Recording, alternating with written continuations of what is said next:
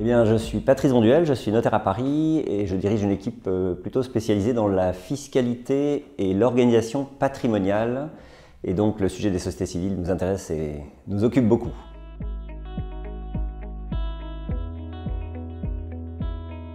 Alors, en société civile, la difficulté, c'est que très souvent, la société est créée pour détenir un patrimoine immobilier familial ou des participations dans des sociétés industrielles ou commerciales.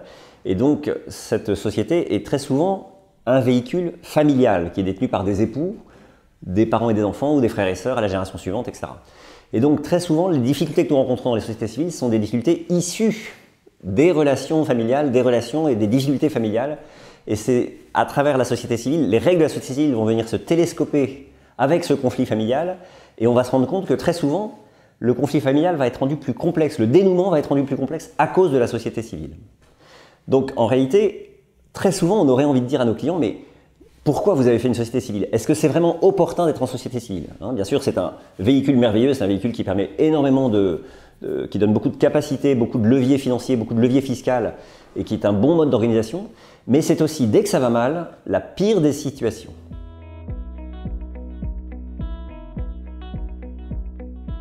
Bien sûr, en tant que juriste, nous avons une mission qui est d'écrire les statuts, c'est-à-dire d'écrire une règle qui essaye autant que possible d'anticiper les situations conflictuelles, d'anticiper les blocages et de les éviter. Alors bien sûr, il y a beaucoup d'ingénierie à développer ici, notamment pour éviter les situations de blocage, organiser des règles de majorité qui fassent qu'on évite à tout prix d'aller au tribunal pour dénouer les situations, organiser peut-être aussi les hypothèses de décès d'un associé, de décès du gérant, d'incapacité civile du gérant, qui est aussi un vrai sujet, puisque rien n'est prévu dans la loi et que c'est au statut d'organiser le relais, le changement de gérant, la cogérance ou la présence d'un gérant subsidiaire. Et donc tout ça doit être écrit et prévu dans les statuts. Mais il faut aussi vraiment attirer l'attention des clients sur le fait que la société civile, encore une fois, est un outil qui peut aggraver les situations conflictuelles et les rendre plus compliquées à dénouer.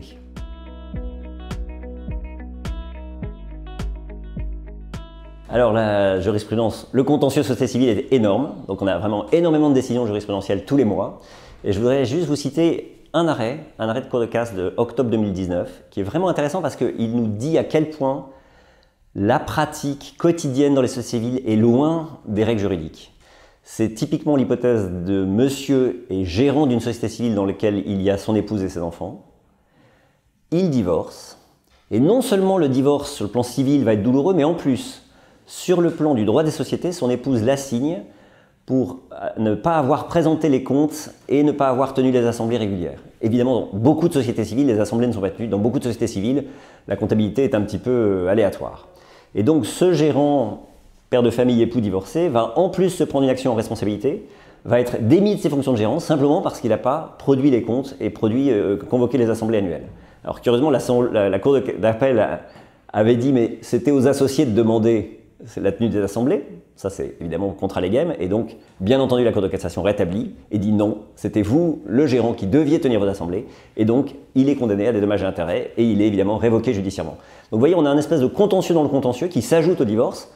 La société civile, elle a créé ici aussi, ici encore, une difficulté supplémentaire, inattendue, parce que dans beaucoup de sociétés, on ne tient pas les assemblées, on ne fait pas les comptes très régulièrement. Et bien voilà un bel exemple où finalement, judiciairement, la société civile a ajouté du contentieux. Voilà, alors toutes ces questions, ma proposition c'est qu'on les creuse ensemble, vraiment pour réfléchir ensemble à ce qui peut être anticipé dans les statuts et comment on peut amener les clients à dénouer les conflits dans les sociétés civiles.